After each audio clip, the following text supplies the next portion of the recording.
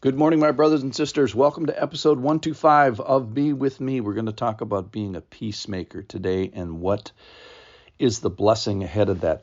We're in the Beatitudes, and being a friend of God is being a peacemaker. This is Matthew 5:9. Blessed are the peacemakers, for they shall be called sons of God. So blessed are the peacemakers, for they shall be called sons of God. Now, our relationship with God was designed to be a peaceful one, and the problem was back in the Garden of non-Eden, sin came between man and God, and from that day forward, a conflict between mankind and God ensued. But the good news is that God said, I am not going to leave it like this. It is not going to end like this. So God went about the very long process of imparting peace to us via Jesus into our difficult world. Now, you and I all agree that the world is not at peace. There's evil in the world in kind of two ways, both in the heart of mankind, and then there's this other realm of satanic evil that's also happening.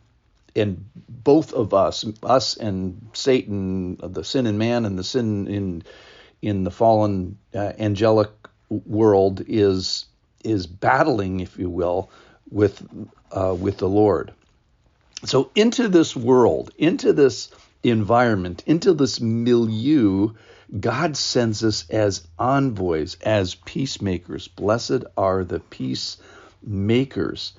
So into this world of strife and conflict, I was even thinking in a lot of even marriages and in divorce, and certainly have conflict. So even in this place that's supposed to be like a refuge from all the rest of the world, even into that, sort of holy relationship, there is conflict and strife. So the point is that we have an impossible job before us, and it's a miracle when it happens. And He, the Lord, is sending us as missionaries and envoys into that world. So obviously we are sobered, and it's only by grace. It's only by His righteousness. And ironically, how do we get that righteousness? So we are supposed to be this messenger of peace. And then what message do we bring? We bring a message of blood. The irony really struck me today is the message is, number one, that you're bad, and number two, that He sort of fixed that problems by putting the penalty for the badness on someone that wasn't bad, and it was bad, and it was by blood. So to get us to peace, to get us to this right relationship, not just the absence of conflict, but actually this sort of favorable relationship with the Lord, a very high price was paid. So I was thinking about Jonah. Jonah was sent to Nineveh to bring a message of reconciliation with God. Now, the problem with him is he wasn't afraid that God wouldn't do it. He was afraid that God would do it, that he didn't want, number one, sort of forgiveness, just getting back to neutral for the Ninevites, the Assyrians. He was even afraid that God would go further and bless them and sort of make friends with them and sort of give them grace rather than just mercy. That's what he didn't want for the Ninevites. So in addition, what's our problem? What's man's problem with God? Well, the problem is we love our sin. We love being the way we are, and we love it enough to risk being and to sort of be satisfied with being God's enemies. All right. So the blessing is we get to be sons of God, and that is we get this relationship of permanence and intimacy. So that is we get an inheritance, which is when God says, what's mine is yours. And this is obviously one of privilege, and we get the status upgrade. We also get an obligation, though. which is we have to be about the family's business, which is peacemaking. In addition, when he says that we get to be sons of God, this means that we get to be adoptees into this family, and we get the inheritance. That is, what's mine is going to be yours.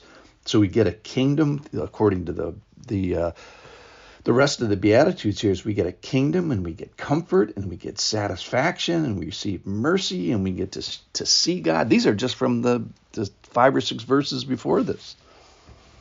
All right, so God wants us to go back to being the peacemakers and getting back to the Garden of Eden, if you will, getting back to the way that he designed it. So our charge is to bring peace to God's enemies, and we've got to be careful here. We didn't deserve it, nor do the people deserves it that we minister to. And these are people that, maybe like Jonah's, we can't even imagine these people being in fellowship with God. The irony of this is that this message of peace comes at the highest cost, that to fix the violation, to forgive the violation, and to make them seem like nothing happens. God puts our sin behind his back. It comes at a great violent cost. So being God's peacemaker comes with a violently paid message of peace. And then the irony that we've also seen is that message is often met with violence. So people love their sin so much they're willing to persecute you and chase you and pursue you for that. So we should be expecting a little conflict and persecution with the message of peace. So today, let's do our job as emissaries, as ambassadors, to go out into the world to try to make peace between man and God with a message, a violent message of Christ on the cross. Thanks for listening. I'll see you tomorrow back in the Beatitudes.